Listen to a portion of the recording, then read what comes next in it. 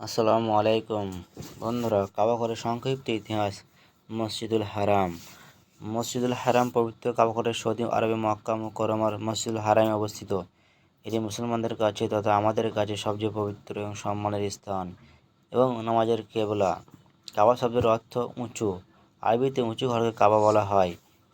এই ঘরটি যেহেতু উঁচু তাই এর নামকরণ করা হয়েছে কাবা। পবিত্র কাবা কখন নির্মিত হয়েছিল এ নিয়ে বিভিন্ন বর্ণনা এসেছে। সর্বাধিক গ্রহণযোগ্য মত অনুযায়ী মহান আল্লাহর নির্দেশে ফেরেশতারাই সর্বপ্রথম কাবাঘর ভিত্তিপ্রস্তর স্থাপন করেছিলেন। বাইতুল মামুরের ঠিক নিচে কাবাকে স্থাপন করা হয়। পৃথিবীর সূচনা হয় কাবাঘর নির্মাণের মাধ্যমে। মহান আল্লাহ তাআলা তার ঘরকে লক্ষ্য করে বলেন, নিঃসন্দেহে সর্বপ্রথম ঘর যা মানুষের জন্য নির্ধারিত হয়েছে সেটি হচ্ছে এই ঘর, যা মক্কা নগরীতে অবস্থিত এবং সারা জাহানের জন্য মানুষের জন্য হিদায়াত ও বরকতময়। সূরা ইমরান আয়াত নম্বর 96। হযরত আদম আলাইহিসসালাম ও হযরত হাওয়া আলাইহিসসালামের পৃথিবীতে মিলন হলে তারা উভয়ে আল্লাহর কৃতজ্ঞতা প্রকাশ করেন। ইবাদতের জন্য একটি মসজিদ হযরত আদম আলাইহিসসালাম আল্লাহর কাছে প্রার্থনা করেন। আল্লাহ তাদের দোয়া কবুল করেন এবং বাইতুল মামুরের আকৃতিতে পবিত্র কাবাঘর স্থাপন করেন। এখানে হয়তো আদম আলাইহিসসালাম সন্তুষ্ট চিত্তে আল্লাহর ইবাদত করতে থাকেন। অনেক তাফসীরবিদদের মতে মানব সৃষ্টির বহু আগে মহান আল্লাহ তাআলা কাবাঘর সৃষ্টি করেন। তাফসীরবিদ মুজাহিদ বলেন, আল্লাহ রাব্বুল আলামিন বাইতুল্লাহর স্থানকে সমগ্র ভূপৃষ্ঠ থেকে 2000 বছর আগে সৃষ্টি করেন।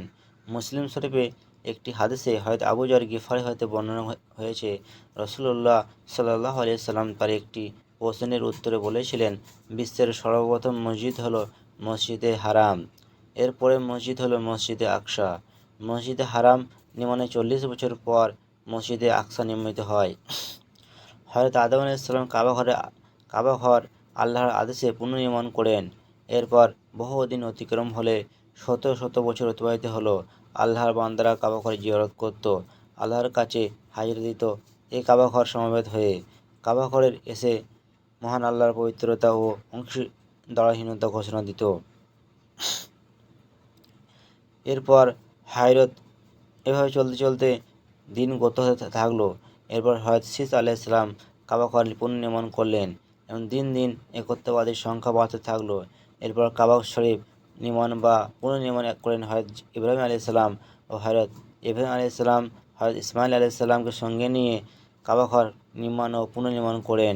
হযরত ইব্রাহিম আলাইহিসসালাম কাবাঘর সংস্কার করেন, আল্লাহর দরবারে দোয়া করলেন, হে আমাদের প্রতিপালক, আমাদের উভয়কে আজ্ঞাবহ করো, আমাদের বংশ থেকে একটি অনুগত দল সৃষ্টি করো, নিশ্চয়ই তুমি দয়ালু। হে প্রতিপালক, তাদের মধ্য থেকেই তাদের কাছে একজন পয়গম্বর প্রেরণ করুন, যিনি তাদের কাছে তোমার আয়াত তেলাওয়াত করবেন, তাদেরকে কিতাব ও হিকমত শিক্ষা দেবেন এবং পবিত্র করবেন। নিশ্চয়ই তুমি মহাপরাক্রমশালী। আল্লাহ রাব্বুল ইজ্জত হযরত ইব্রাহিম আলাইহিসসালামের ও হযরত ইসমাঈল আলাইহিসসালামের বংশধরদের হযরত মুহাম্মদ সাল্লাল্লাহু আলাইহি সাল্লামকে শেষ নবী ও রাসূল হিসেবে পৃথিবীতে প্রেরণ করেন। শতাব্দীর পর শতাব্দী অতিবাহিত হলো। মহানবী হযরত মুহাম্মদ সাল্লাল্লাহু আলাইহি সাল্লামের নবুয়ত প্রাপ্তির 5 বছর আগে কাবাঘর সংস্কার করে মক্কার বিখ্যাত কুরাইশ বংশ। এই কুরাইশ বংশে মহানবী হযরত মুহাম্মদ সাল্লাল্লাহু আলাইহি সাল্লাম 570 খ্রিস্টাব্দে জন্মগ্রহণ করেন। কুরাইশরা কাবা শরীফ সংস্কারের পর হাজরে আসওয়াদ স্থাপন নিয়ে মতভেদ দেখা দেয়। সবার সম্মতিক্রমে আল্লাহ রাসূল সাল্লাল্লাহু আলাইহি সাল্লাম কাবা গৃহে হাজরে আসওয়াদ স্থাপন করেন। মহানবী হযরত মুহাম্মদ সাল্লাল্লাহু আলাইহি সাল্লাম জীবিত অবস্থায় 6 হিজরিতে আব্দুল্লাহ ইবনে জুবাইর রাদিয়াল্লাহু তাআলা আনহু কাবা শরীফ সংস্কার করেন। হাজ্জাজ বিন ইউসুফ 74 হিজরিতে কাবা শরীফ সংস্কার করেন। সুদীর্ঘ 1400 বছরে কাবা গৃহে কোনো সংস্কার প্রয়োজন হয়নি। শুধুমাত্র কাবা ঘরের চারপাশে অবস্থিত মসজিদে হারাম পরিবর্তন, সংস্কার বা সৌন্দর্য বৃদ্ধি করা হয়েছে।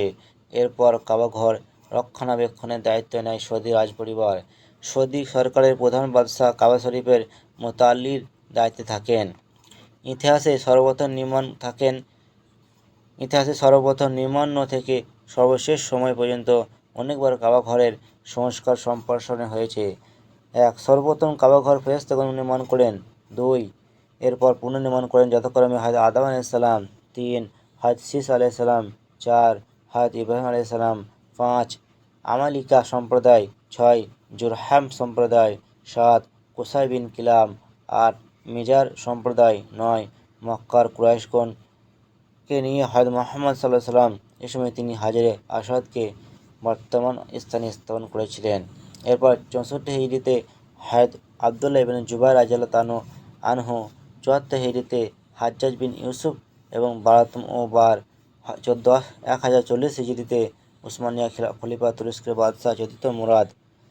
এতে আজ পর্যন্ত কাবাঘরের সর্বশেষ সংস্কার কাজ। এরপর ছোটোখাটো সংস্কার ছাড়া কেউ কাবাঘরে হাত দেয়নি। তার ওপর থেকে ছাদ পর্যন্ত বাকি 5 মিটার দেয়াল কাবার প্রাচীন গিলাফ দিয়ে মোড়ানো। এই গিলাফটিতে রূপোর ক্যালিগ্রাফি আঁকা। 20 মিলিয়ন সৌদি রিয়াল বা 6 মিলিয়ন মার্কিন ডলার ব্যয়ে প্রতি বছর নতুন করে গিলাফ তৈরি করা হয়।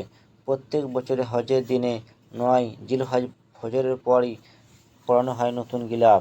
সতর্কতামূলক সহ মোট 2টি করে গিলাফ তৈরি করা হয়। এই গিলাফগুলো হাতে তৈরিতে সময় লাগে মোট 8 থেকে 9 মাস। অন্যটি মেশিনে মাত্র 1 মাসে তৈরি করা হয়। মক্কার উম্মুদ জুদ নামক এলাকায় বিশেষ কারখানায় তৈরি হয় গিলাফগুলো, যা দিয়ে তৈরি হয় কাবার গিলাফ। প্রায় 700 কেজি প্রাকৃতিক রেশম দিয়ে তৈরি করা হয় কাবার পবিত্র গিলাফ। মোট 5 টুকরা গিলাফ বানানো হয়, 4 টুকরা চারিদিকে এবং পঞ্চম টুকরাটি কাবা ঘরের দরজায় লাগানো হয়। 14 মিটার উঁচু এবং কালো রঙের এই গিলাফ সর্বমোট 16টি ছোট টুকরা দিয়ে সুবস্ত করা। কাবা শরীফের দরজায় ঝোলানোর জন্য আলাদাভাবে এতে 6.5 মিটার উঁচু এবং 3.5 মিটার প্রস্থ পর্দা রয়েছে। টুকরাগুলো মজবুতভাবে সেলাইযুক্ত। প্রতি বছর 2টি করে একটি সতর্কতামূলক গিলাফ তৈরি করা হয়। হাতে তৈরি করতে সময় লাগে 8 থেকে 9 মাস। অন্যটি মেশিনে মাত্র 1 মাসে তৈরি করা হয়। এতে খরচ পড়ে প্রায় 25 মিলিয়ন রিয়াল বা 56 লাখ টাকার সমতুল্য। যার লেখা থাকে কাবার গিলাফে। গিলাফের 1/3 ওপরে দিকে 95 সেন্টিমিটার প্রস্থের বন্ধনীতে সোনার প্রলেপকৃত রূপার সুতা দিয়ে কারুকার্য শোভিত আল্লাহর নাম এবং কোরআনের বিভিন্ন আয়াত ক্যালিগ্রাফি খচিত করা হয়। আর লেখা থাকে লা ইলাহা ইল্লাল্লাহু মুহাম্মাদুর রাসূলুল্লাহ, আল্লাহু জাল্লা জালালাহু, সুবহানাল্লাহি ওয়া বিহামদিহি, সুবহানাল্লাহিল আযীম, ইয়া হান্নান ইয়া মান্নান ইত্যাদি। এছাড়াও উত্তর দিকের অংশে লেখা থাকে খাদেমুল হারামাইন শরীফাইনের বাদশাহ সালেমান ইবনে আব্দুর রহমান আল সাউদের নির্দেশে এই গিলাফ পবিত্র নগরী মক্কায় তৈরি করা হয়েছে, যেখানে থেকে আসতো কাবার গিলাফ। ইতিহাসের পর্যালোচনায় দেখা যায় 1962 সাল পর্যন্ত কাবা ঘরের গিলাফ মিশর থেকে আসতো। মাঝে 1928 থেকে 1939 সাল পর্যন্ত ব্যবহৃত কাবা গিলাফ সৌদি আরবের মক্কায় তৈরি হয়েছিল। 1939 থেকে 1962 সাল পর্যন্ত মিশরই সেই দায়িত্ব পালন করেছে।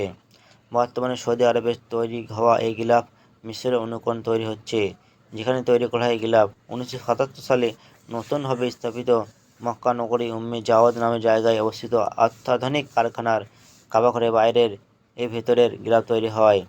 মদিনায় রাসূল সাল্লাল্লাহু আলাইহি ওয়াসাল্লামের রওজা মোবারকের ব্যবহৃত অভ্যন্তরীণ গিলাফও এখানে তৈরি করা হয়। কারখানাটি 6টি অংশে বিভক্ত: বেল্ট, হস্তশিল্প, যান্ত্রিক, ছাপা রং ও অভ্যন্তরীণ পর্দা বিভাগ। বর্তমানে এতে 250 জনের বেশি শিল্পী নিয়োজিত আছে। যখন থেকে কাবার গিলাফ পরানো হয়, হিজরতের পূর্বে কে গিলাফ পরিয়েছিল তাতে মতবিরোধ থাকলেও সকলে ঐকমত যে হিজরতের 220 বছর আগে বাদশাহ তুব্বা আবি কারব আসাদ এই গিলাফের প্রথম পরিচালনা করেছিলেন। মক্কা বিজয়ের পর ইসলামের নবী মুহাম্মদ সাল্লাল্লাহু আলাইহি সাল্লাম এবং হযরত আবু বকর রাদিয়াল্লাহু তাআলা আনহু কাবা শরীফের গিলাফ পরিয়ে দেন। এরপর থেকে মুসলিম খলিফা এবং শাসকরা এ ধারা অব্যাহত রেখেছেন। এছাড়াও নারীদের মধ্যে সর্বপ্রথম কাবা শরীফের গিলাফ পরানোর সৌভাগ্য অর্জন করেন আব্বাস ইবনে আব্দুল মুত্তালিবের জননী নুতাইলা। যে সময় গিলাফ পরিবর্তন করা হয়, গিলাফ তৈরি করার পর তা কাবা শরীফের চাবি রক্ষক বনি সায়েবা গোত্রের মনোনীত খাদেমের কাছে হস্তান্তর করা হয়। হজ শেষে হয়ে যাওয়ার পর 10ই জিলহজ সবার সহযোগিতায় কাবা শরীফের নতুন গিলাফ গায়ে চালানো হয়। গিলাফ পরিবর্তনের কাজে মসজিদুল হারাম ও মসজিদে নববীর কার্য পরিচালনা পরিষদের তত্ত্বাবধায়ক নেতৃত্ব দেন।